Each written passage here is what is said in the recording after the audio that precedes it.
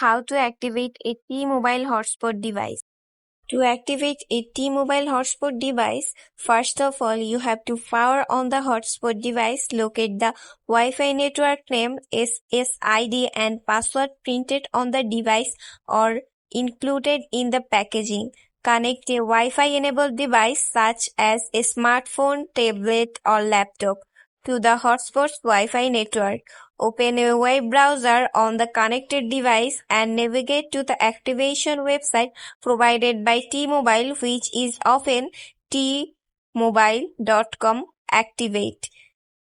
Follow the on-screen prompts to activate your hotspot device. You may need to enter your T-Mobile account information, device serial number, IMEI, and other details. Once activation is complete, your hotspot device should be ready to use. You can then connect other devices to it to access the internet over the T-Mobile network. Thanks for watching.